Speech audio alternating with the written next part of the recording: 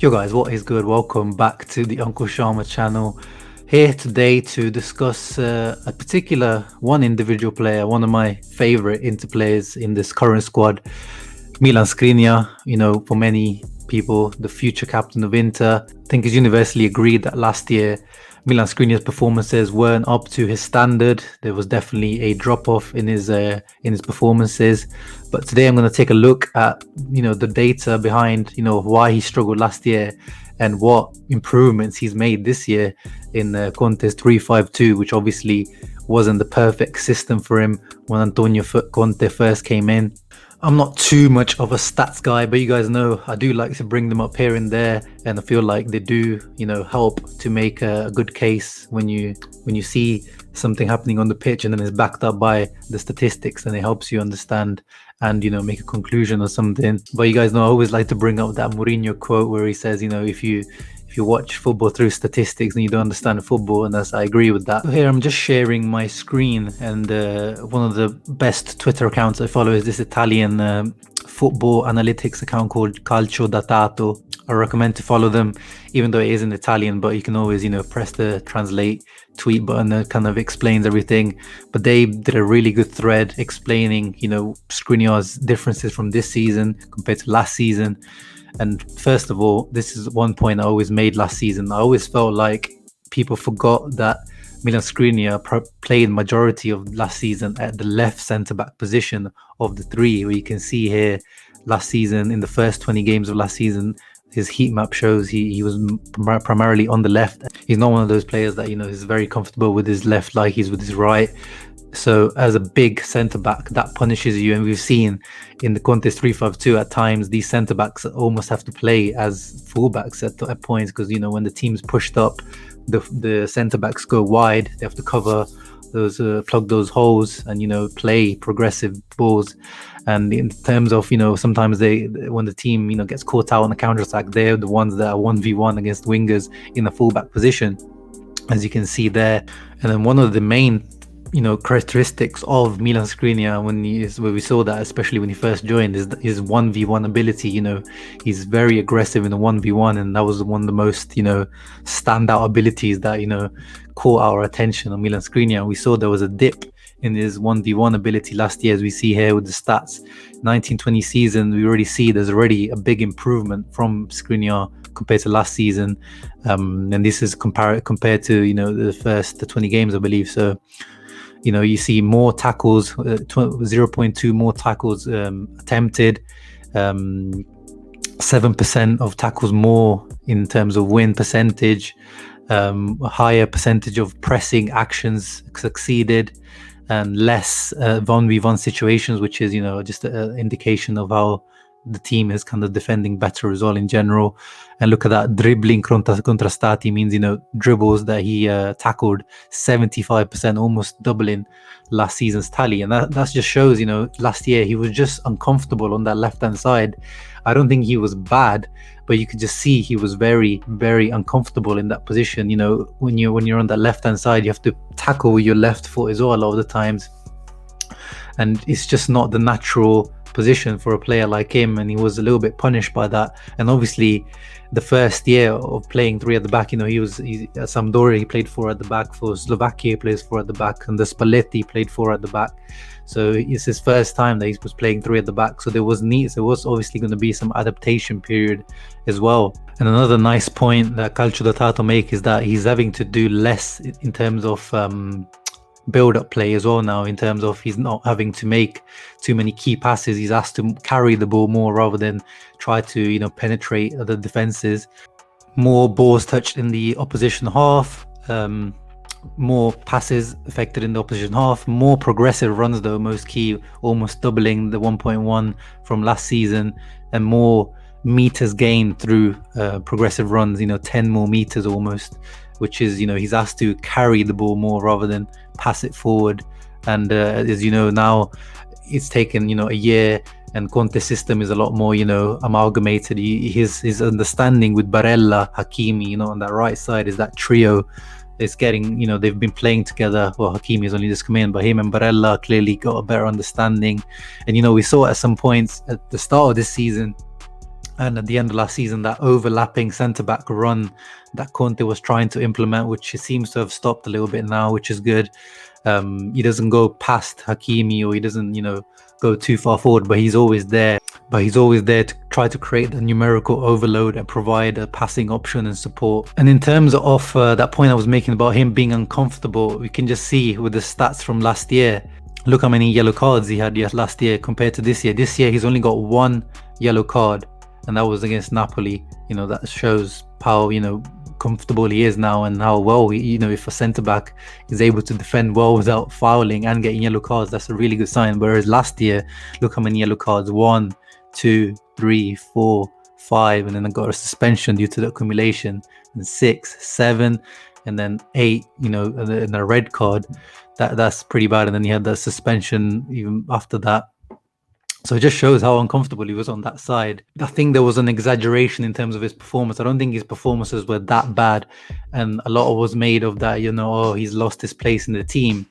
But at the end of the day, he lost his place right at the end of the season. It wasn't like he was struggling to gain place in the whole season. Look, he was a starter throughout the whole season, even when he was suspended, straight back in. And you lost your place to, you see there, he's on the bench against Fiorentina and then Napoli, but he lost his place to Diego Godin. I'm not talking about losing a place to Gabriel Paletta or Nelson Rivas. We're talking about a guy that you could say for the past decade might be up there with Sergio Ramos as the best centre back of the decade. Obviously he had a big dip, Godin, when he came to Inter, but still there's no shame in losing your spot to Godin. And that was mainly in the Europa League mini tournament, where Conte just opted for pretty much the same lineup through every single match. Everyone, we saw from the Ludogorets match up until the Sevilla match, it was the exact same team. Gagliardini was the starter with Brozovic and Barella in midfield, D'Ambrosio as a wing back, and Young on that side. Biraghi lost his spot. And yeah, that's just how Conte, he went for his tried and trusted. He didn't want to swap around too much, which made sense at the end of the day. So yeah, I think in general he was a bit exaggerated about his dip in form and losing his place to Godin. I think it was too much was made of that. And at the end of the day, yes, Tottenham did come to try to buy him, but if you come with 30 million, we're giving you the left leg of Milan Skriniar. That you're not serious if you're trying to come at us with 30 million offer for Milan Skriniar. As I've said before, at least Transfermarkt values him at 50 million. At least 50 million for me. Like, give us 50 and then we'll come to the table and talk to you. But we'll be looking more around the 60 million mark if you're really being serious about buying Skriniar. So I don't even think that was a particular possibility of losing him. And then this season, luckily, I think he was a little bit lucky and unlucky at the same time. He had COVID for a little bit. He was out for almost 3 weeks, which was unfortunately was a bit longer than we expected. But he kind of missed Inter's struggle period at the beginning, which was good. He wasn't part of that. At the beginning, he was on the bench the first match. Then he came to Benevento and started against Lazio. And then he had COVID. And this period here was really bad for Inter. He conceded all goals.